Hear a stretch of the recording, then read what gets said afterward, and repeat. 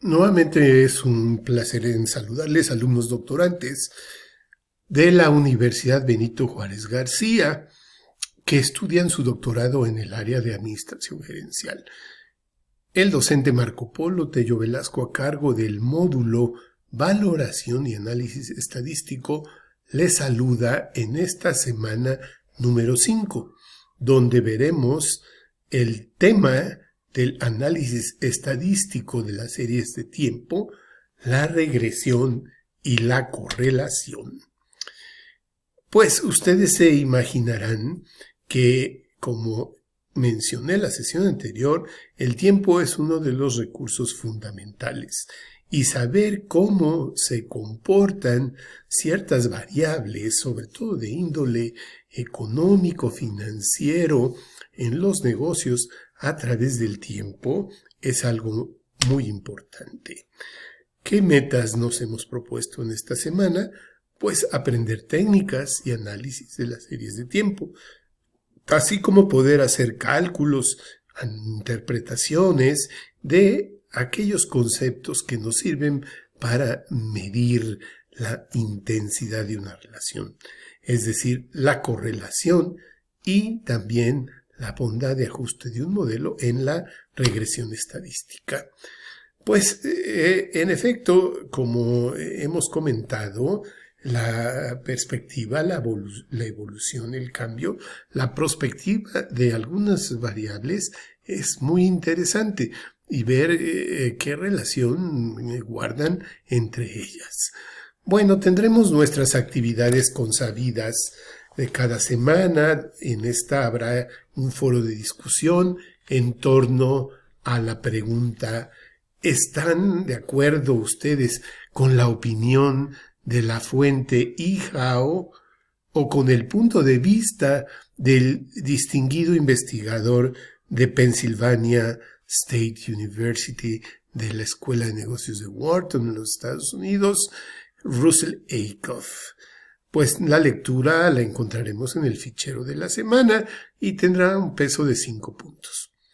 Como tarea, hacer un mapa conceptual de las series de tiempo, similar al mapa conceptual que yo hice en la semana anterior para ustedes.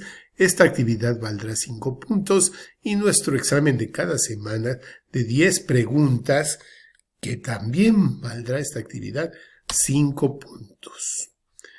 ¿Qué son las series de tiempo? Pues son un conjunto de observaciones que se producen en determinadas áreas durante un cierto periodo. Generalmente en negocios, en economía, tomamos datos mensuales, datos bimestrales, trimestrales, cuatrimestrales, semestrales o anuales, para poder llevar los registros de estos y ver sus comportamientos. Desde luego que cualquier serie de tiempo se puede graficar y esto nos da una idea de las tendencias, el movimiento, si existen vados, si existen picos, si hay una tendencia regular, si hay perturbaciones, si hay movimientos, cambios, turbulencia, en fin.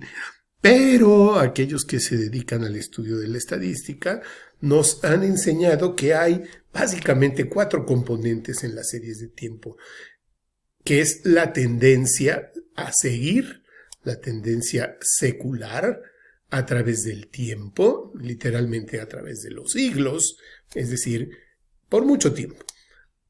Ciclos, variaciones cíclicas, variaciones por estaciones y variaciones irregulares.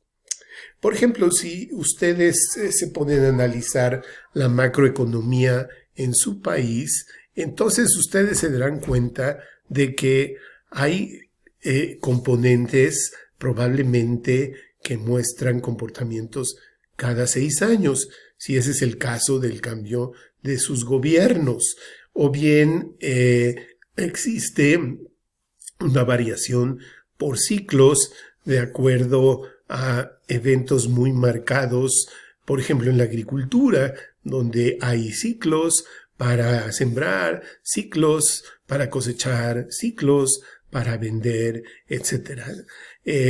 Podremos ver también, digamos, en el negocio del intermediarismo, cómo hay fenómenos estacionales donde las ventas se disparan, como por ejemplo el inicio de un año nuevo, el día 14 de febrero, que es el día de San Valentín, que conmemoramos el amor y la amistad con mucho festejo, la llegada de la primavera con festivales para los niños, posteriormente vienen también estaciones del tipo climático, ¿verdad? Vacaciones, verano, en fin, después quizá algunas otras festividades que cada país tiene, cada estación, como es el caso de México, en los días 1 y 2 de noviembre, que son los días de todos los santos y los fieles difuntos,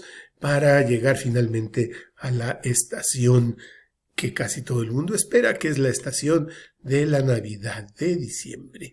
Entonces, habrá que tomar en cuenta todas estas componentes de las series de tiempo, pues nos pueden ayudar a predecir, a describir, a analizar, a explicar, a escarbar, digamos, un poco, a comprender, entender, controlar muchos de estos procesos en donde nosotros trabajamos, en áreas de organizaciones, de negocios, finanzas, economía, en fin, en pocas palabras, nos permiten tener una toma más racional de las decisiones.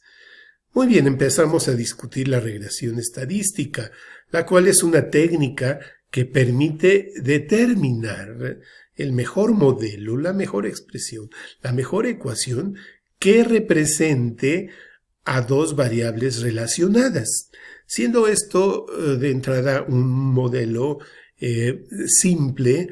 La regresión lineal de este tipo asume que tenemos una variable en el eje vertical y una en el eje horizontal, de suerte que la variable en el eje horizontal tiene un par junto con la variable en el eje vertical y podemos entonces ver ciertos comportamientos como es la nube de puntos que ven ustedes aquí, ¿verdad?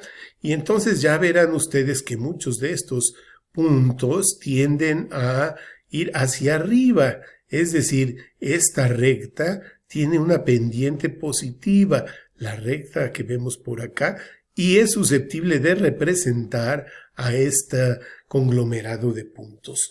Mientras mejor se acerquen a un promedio imaginario representado por esta línea recta, cuya expresión algebraica es un término autónomo B0 más la pendiente, que es la tangente trigonométrica de la inclinación por la variable que está en el eje horizontal, que en el caso de estadística, esta es la variable que va a ser explicada o dependiente, esta es la variable susceptible a explicar o independiente. Esta ecuación es una ecuación de regresión y nos permite de alguna manera predecir los valores de la variable dependiente. Para ello se han derivado diferentes métodos, entre ellos el más óptimo de acuerdo a las distancias, a las varianzas, desviaciones estándares que hay de todos estos puntos, y todos y cada uno respecto a la recta que los representa, pues los matemáticos han encontrado que es un modelo para la optimalidad. Así es que es muy importante que entendamos, por ejemplo, qué relación eventualmente existe si graficamos por acá en el eje horizontal, en una fábrica, en un taller, en una industria, la cantidad de piezas producidas a lo largo de diferentes turnos, en diferentes días de la semana, digamos, aquí, y por ejemplo, la cantidad de defectos que tienen las máquinas. Es posible que si no damos un mantenimiento preventivo, esto nos muestre una gráfica de mantenimiento correctivo, porque es obvio que mientras más la máquina va produciendo, más se va gastando, susceptible a descomponerse, y como vemos aquí, si esto fueran defectos, pues es susceptible a tener más defectos. Para hacer una medición adecuada de esto, pues tenemos las pruebas que se llaman de correlación estadística. El nombre no los dice apropiadamente, una relación conjunta entre dos variables para ver, en este caso más simple, si están linealmente relacionados unas con otras, o ver si no lo están o qué tan intensamente están relacionadas. La correlación nos muestra esto, y no necesariamente una relación causa y efecto. Por ejemplo, yo recuerdo mucho una conseja que nos daba nuestro maestro de doctorado del área de estadística, y nos decía, bueno, podemos tratar de encontrar una relación conjunta entre aquellos alumnos que suelen ser bebedores de cerveza y eventualmente alcoholizarse, sobre todo en los fines de semana, y que acuden también con cierta frecuencia entre semana a estudiar a la biblioteca central y eventualmente sacar libros de la biblioteca de la universidad. A lo mejor podemos encontrar una relación positiva, conjunta, una correlación entre los que más beben cerveza y acaban alcohólicos, y ellos mismos que saquen también muchos libros de la universidad, de la biblioteca, para estudiar, seguramente, esperemos, ¿verdad? Y ahí podríamos encontrar una relación positiva muy grande, a lo mejor del 80, del 90%, es decir, mientras más tragos tomen, ¿verdad? Y más se alcoholicen, más libros sacarán. Bueno, eso puede ser una relación, pero no quiere decir que necesariamente todos los borrachos lean más libros de la universidad. Muy bien, obvio, también podemos encontrar relaciones de causa y efecto, como las que yo les mostraba hace unos momentos acerca de tener una máquina que produzca más y al mismo tiempo ver que a medida que produce más y no se le da un mantenimiento conveniente, sobre todo preventivo o predictivo, pues entonces habrá más defectos. Es decir, a mayor uso de la máquina sin darle su apropiado mantenimiento, mayor cantidad de defectos. Una variable aumenta y la otra también. Su correlación es positiva y seguramente es muy intensa ante la ausencia de las tareas de mantenimiento. Bueno, esto se puede calcular con un coeficiente que llamamos de correlación, o también a veces lo llamamos de Pearson, gracias a la persona que ideó esto, ¿verdad? Este coeficiente de correlación puede ser positivo o negativo y va en un rango de 1 a -1. Cuando hay una correlación perfecta positiva, el coeficiente de correlación es igual a 1. Cuando hay una correlación perfecta negativa, es igual a -1. Ausencia de correlación, que no es recomendable que exista en los modelos de regresión, porque quiere decir que no hay explicación, interacción entre las variables, es 0. Y también, básicamente en esta zona, digamos como de 0.7 hacia arriba en valor absoluto, acá y acá, pues es una zona de aumento de la correlación numérica, tanto negativa como positiva. Cuando es negativa, significa que cuando la variable que va a explicar aumenta, la variable a ser explicada disminuye o viceversa. Y en este caso, cuando la variable que va a explicar aumenta, la variable susceptible a ser explicada también aumenta.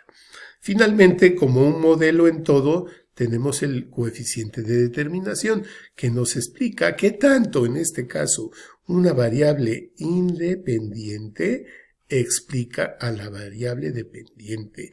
También su rango es solamente de 0 a 1 en valor absoluto, como es el caso de la correlación, y mientras más cerca estemos del valor de 1, quiere decir que mejor explica una variable, un modelo. ¿Qué podemos concluir para esta semana? Pues un factor importante en los negocios es el tiempo. De ahí que ha habido tendencias de graficar los comportamientos a través del tiempo, los cuales nos dan una idea de cómo se mueve esto. Sin embargo, existen diferentes modelos y componentes que podemos analizar en una serie, como la tendencia a largo plazo, como la ciclicidad, como la estacionalidad, y también existen eventualmente elementos que no son tomados en cuenta y que nos pueden ocasionar una turbulencia, un movimiento inusitado en las series de tiempo. Finalmente, no olvidar que tenemos en este caso muy simple una variable que va a ser explicada, que es la variable dependiente, a la luz de una serie de variables explicativas, que son las variables independientes. Pero para el caso más simple es una sola variable independiente. Después se pueden agregar más. Pues eso es todo por esta semana, estimados alumnos doctorantes, y ya tendremos algo un poco más aplicativo en la siguiente semana número 6, donde revisaremos el tópico de la valoración en la perspectiva empresarial. Mientras tanto, les deseo, sigan ustedes muy bien, continúen estudiando, les insto a que nos veamos la próxima semana. Hasta pronto, adiós.